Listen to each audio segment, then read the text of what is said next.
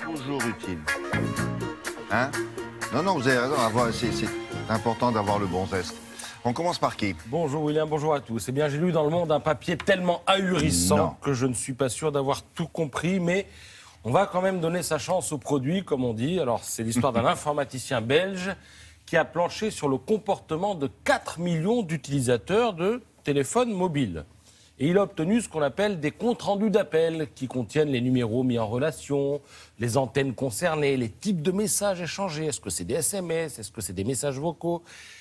Il n'avait pas accès au nom des personnes qui parlaient, ni au contenu des messages. Et de tout ça, ce Belge a tiré un algorithme qui permet de produire des études très précises sur la prévision des crimes, la mesure des taux de chômage ou de pauvreté, la détection de la personnalité, la prévention des épidémies, l'aide à la planification des réseaux électriques. Tout ça grâce au portable? Ouais, c'est-à-dire, si j'ai bien compris, en observant qui interagit avec qui, à quelle heure, où, de quelle manière, et j'en passe, il y a d'autres critères, on peut tirer des conclusions précieuses pour organiser le fonctionnement de la société. Par exemple, à partir des données de téléphonie, des chercheurs ont démontré qu'on pouvait tirer des conséquences sur la consommation d'électricité, ce qui permet de gérer un réseau électrique. Un autre exemple, en suivant les téléphones, on suit les déplacements des gens. Et dans le contexte d'une catastrophe naturelle, eh bien, on peut alors anticiper les choix des endroits où il faut concentrer les soins, savoir en quel lieu envoyer les secours et en quelle quantité.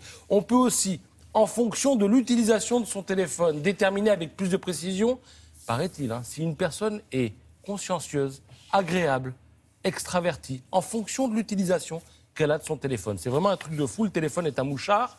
Ouais. Il a permis de prouver que quand une personne est au chômage, elle a plus de chances de retrouver un emploi grâce à une relation faible, une relation éloignée, que grâce à un ami proche. Plus on a de contacts, plus le temps passé au téléphone est important, mais au-delà de 40 contacts, le temps passé au téléphone se met à stagner. Et puis alors, il y a une loi d'airain.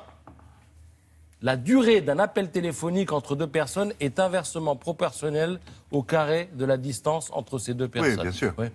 Voilà. Vous m'auriez demandé, je vous l'aurais dit. Vous le saviez déjà. Bien sûr. Voilà, sinon, mis à part ce morceau de choix, pas mal de choses à picorer ce matin.